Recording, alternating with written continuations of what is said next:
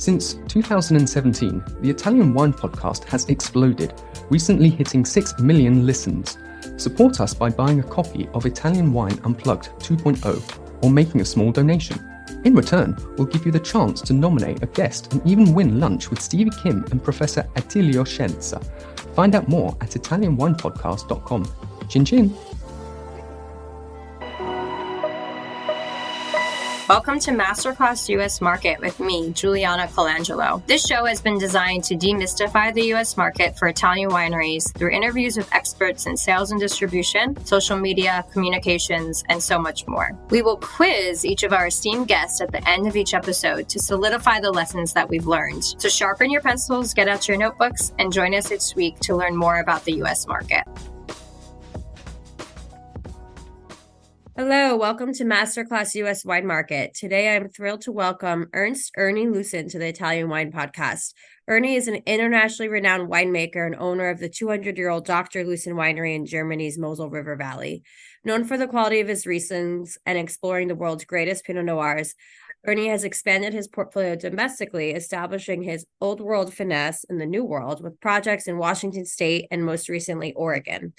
Welcome to the show, Erni. It's so great to have you here. Thank you very much for the invitation. Of course, of course. So before we dive into today's discussion about opening an old world style estate in the new world, tell us a little bit more about your history in the wine industry and how you got involved with the family business. Well, first I'm here from a family business here in the Mosel in Germany, where we own a winery 200 years now in the family.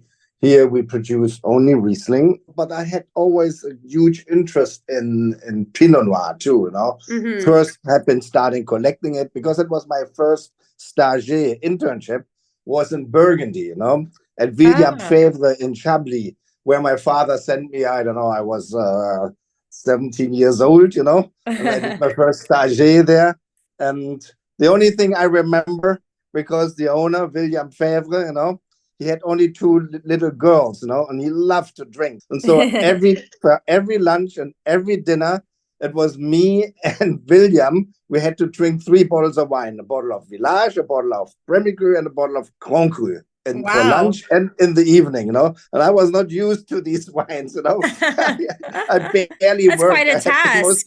The whole stage, I was mostly drunk. It sounds like it. Wow. Well, at 17, at least, you had a young liver to handle it, that's right? True. That's true, But that brought me to the passion, because he always brought me to Burgundy, and that brought me to the passion. Okay, Chablis is Chardonnay, but we have been also going often visiting the Côte de Nuit. That brought me to the passion of Pinot Noir, because we didn't produce any Pinot Noir here in the Mosel, Right. So that was really what ignited your interest in Pinot Noir. Erni, in this episode, we're going to talk about how you're establishing, European style family wine estate in the US. But tell us a little bit more just about how you ended up coming over to the US and some of those early projects. About 30 years ago, the first time, the early 90s, 90, 91, 92, I had a very good relationship with my wholesaler in these days. I met through him a lot of people in Oregon, winemakers, also our now CEO, who is with me also since 25 years now, Kirk Willie. Okay. And so, and then we also started our own business, importing business. And therefore that were my friends, the lawyers. And so everybody was in Portland, Oregon. So we decided to start, our little business, this importing business. And that was 2003 out of Portland, Oregon. And then through this, then I had to come regularly to Portland.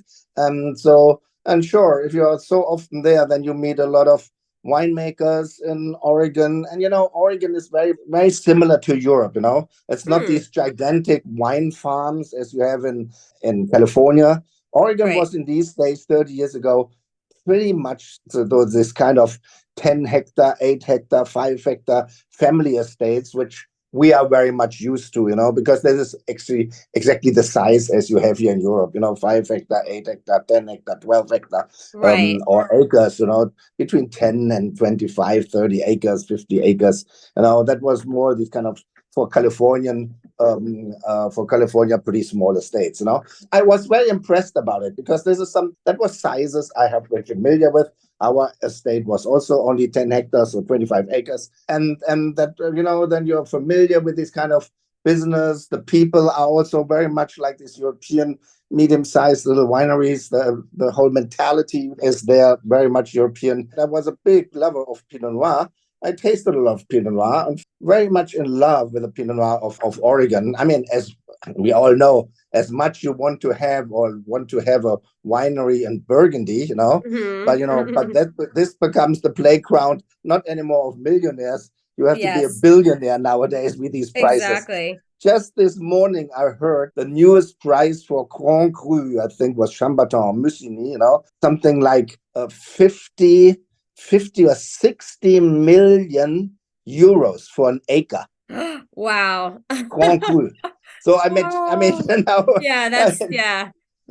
not a place you can play around, right? Like you said, or Oregon, you have your playground for Pinot. Yes, exactly. In Oregon, in these days, when I started, it was still fairly priced. Sure, everywhere prices are going up. But that was very interesting. And what for me also, my love for Oregon Pinot Noir, what I tasted in these days, and so I was more towards this kind of, the Willamette Valley is for me more old world style, not as hot yet, and overripe fruit. And so from that point of view, I felt the Pacific Northwest, and say for Europeans, they feel very much like home. You felt more at home. Yeah.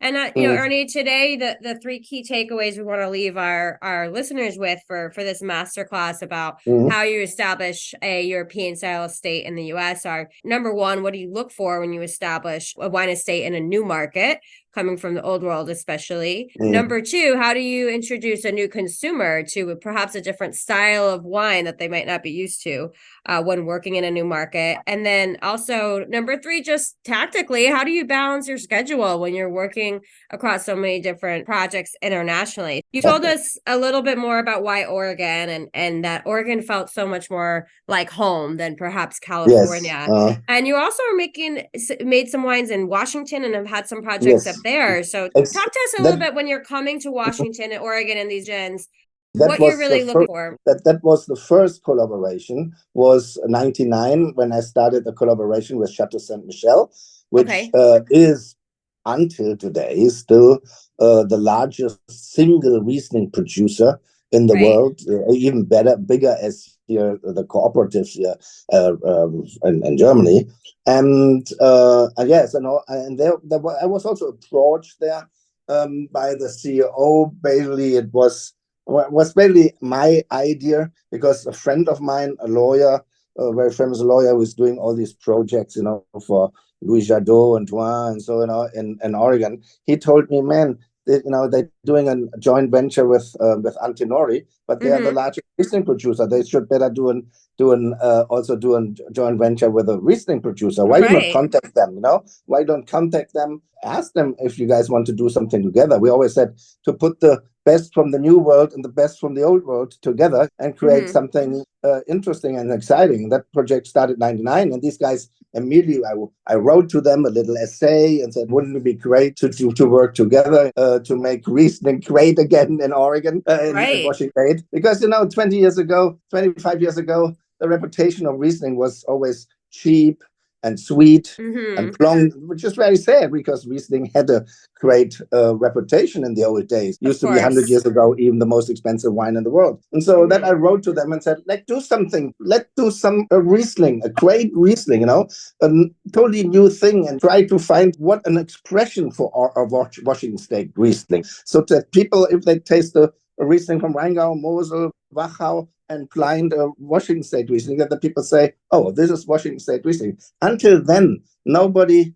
everybody did something with the grape variety, but they didn't give it an identity, the identity of the soil and the area of Washington. That was the goal. So how did you approach that project? That sounds like a tall order to take on. I mean, how did you go about that? As I said, I wrote to the CEO, in these days, Alan Schub, and he was immediately interested and invited me. And we have been visiting the vineyards. And so it was a handshake. It's great. In the evening, handshake, I said, yes, do something together. And such a big company like Chateau Saint Michel, they have a lot of power. I mean, I was the next day in California and was already Harvey Steinberg phoned me already on my mobile and said, what's up? He's like, oh, I heard you're doing something in Washington, So that was the first experience I did. And this project is still until today. I mean, it's not big, the project, but until today, I think it collected the most accolades for the whole for Chateau Saint Michel. Even though this is such a small project, and we try to do a premium Riesling, which is really Eroica. It's called Eroica. Is pretty much the premium Riesling of America. Being in the Pacific Northwest, then we started 2003. We started our own importing business out of Portland, that we import our own wines, our whole wine range, and distribute it to distributors throughout the whole nation, all the 50 states. And then being the whole time in Oregon, and this is Pinot Noir land, which was always a passion for Pinot Noir. I said, man, here I got the chance to fulfill my dream of producing Pinot Noir. Right. But I had a clear idea what I want to produce. I wanted to do it a little bit different, as everybody does, because here in the old world, we keep wines back. We have libraries and we release wines late. Look, I mean, I'm just going to release a 93 wine next year, so 30 years old before I release it. Amazing. Last 2 years ago, we released a wine which was 40 years old. This is a little bit the idea of Madame Leroy, for example, this famous, one of the most famous Burgundy producer. Right. I was always very impressed that she, every year, because I love matured Pinot Noir. I don't like young Pinot Noir. I like them only matured. All my collection, 10,000 bottles of Burgundies in my private cellar are going back to 1915 because I like them, because I think the wines show so much more if they have a certain age. And Pinot Noir is a great grape variety for aging, as it is with Riesling, without doubt. Right. So the clear goal was, I want to produce a wine which which not only ages, I will age it and that was the first wine 2005, and said we have to do a selection, go for the right soil, and produce a wine. Was only 100 cases 2005, and we will release it after 10 years. We leave it in the cellar 10 years, and then, because this is always what my grandfather always said, drink it young or keep it 10 years, because after 10 years you have the tertiary aromas, you have the full ripeness, and of course. And that is more exciting for me to drink these wines. I think a lot of people miss a lot in a great wine if they drink it too young. Because great grape variety, a great wine, shows his real potential only with age. Wine to Wine Business Forum. Everything you need to get ahead in the world of wine. Supersize your business network. Share business ideas with the biggest voices in the industry. Join us in Verona on November 13 to 14, 2023. Tickets available now at winetowine.net. That was the goal, to establish a project in Oregon where you're making great Pinot Noirs, but releasing them with some age as well. Yes, exactly. So talk to us, how was that concept embraced by the U.S. market? What did your neighbors in Oregon think about what you're doing with that project? It started very small, I started at first 2005. I didn't have vineyards and no winery and nothing, I started it with a friend, with a J. Christopher Summers, who has his own little production in these days. It was called J. Christopher. And then 2009, my friend and lawyer there, who is very much in the wine industry, for the Oregon wine industry, he phoned me up and said, Ernst, because I always said, might be that if I got the right spot or so, I will possibly also like to produce here something, but I don't know the people in the area. So he always had a look. And then Chris phoned me in 2009 and said, wow, I have a great piece of property for you. This is the last really great piece, perfect soil types, great orientations, and in Willamette Valley, in the Cheyenne Mountain, Rex Hill, next to the old Rex Hill, the original Rex Hill vineyard. Amazing. And I said, look, you have to take it because this is a hot piece. Take it. I have 2 more people from France on the phone, they take it immediately, but you're a friend. You have to do something here in Oregon, you have to do the decision. I'm sometimes a little bit slow making decisions, to be frank. I think it's also typical old world thing. Right. We always wait. Yep. Sometimes we wait too long. Yeah. So I said, okay, Chris, you're right. Was always a dream to do something here. And if you think that is the right property, and he said, yes, that's prime, take it. You can't do anything wrong. Bought the 40 acres, but then you have to go also the second step, because that was bare ground. Mm-hmm. And so then I said, okay, then we have to do it real. We planted vineyards, it was 25 acres potential to plant. And we started to build a winery. But I mean, it's all lots of financing. And so, we have been building basically the winery in 3 phases. First, we need a cellar to crush and to produce the wine. But then again, coming from the old world, I didn't want to build such a kind of a cheap barn, with air conditioning. Mm-hmm. I said, okay, when we're going to do something here, we're going to do it the right way, the proper way, in the old world way. Right. That means underground cellars, arched underground cellars in the north-facing slope of the property. So to have natural temperature. I don't like air conditioning with winemaking. Yeah. We want to use the natural cool temperatures. Yeah. Natural cool temperatures in the cellar, natural humidity, for the barrel cellar.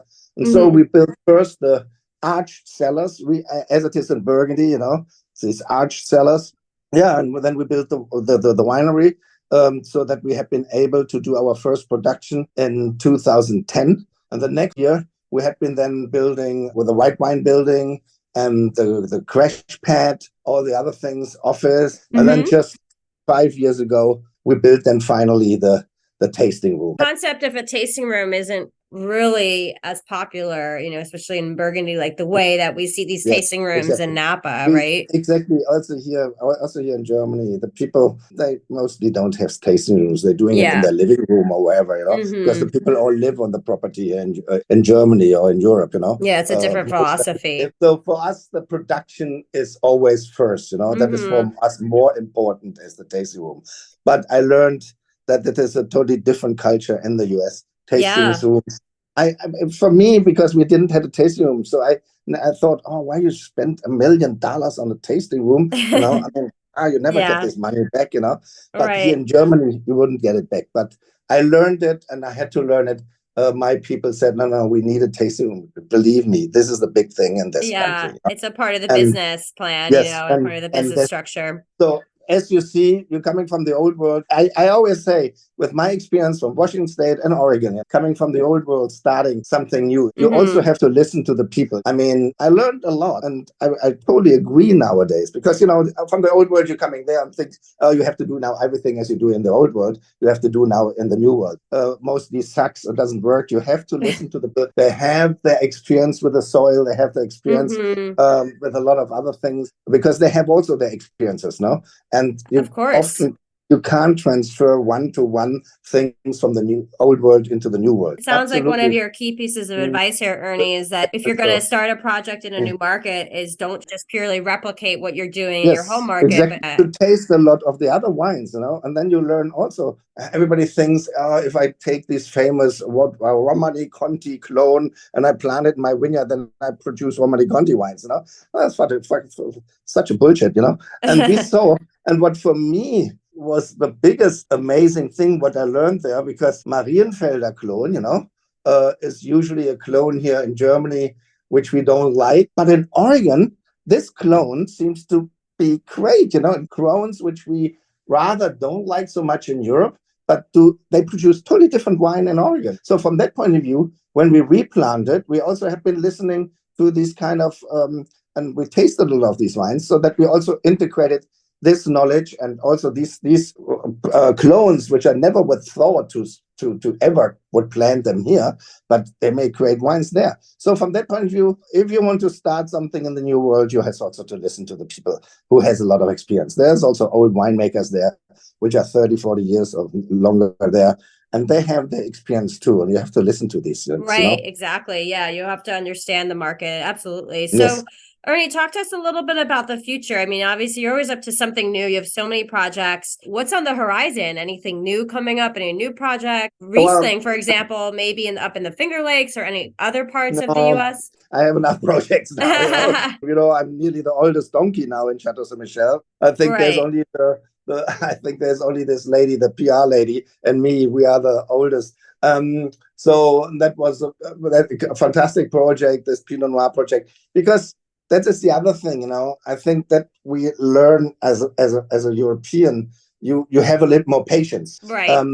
And so we know that things doesn't work in 2 or 3 years. I know in the new world they want to make it always happen immediately. But here, the old rule, you need 10 years to establish something. Nothing comes immediate, Mm-hmm, and especially want to make the old wines. We're just releasing the 2012 Appassionata Fortissimo, our pinnacle wine. That means in the first 10 years, you have to wait, Yeah, you have to have a lot of patience. Yeah, and Americans are known more for instant gratification. So they don't even overbarrel anymore. I know. They already bought it before the harvest, Right. So from that point of view, that is possibly something. The new world gives you a lot of ideas, also experience, and so. But I think what the old world can bring to these projects, patience. That you need patience also with winemaking. Right. That is basically, and that was in the old days. Look, in the very old days, they had a lot of time, but no technology. So they knew much more what time does to winemaking, But then nowadays, we have no time anymore, but therefore a lot of technology that we can speed up the winemaking.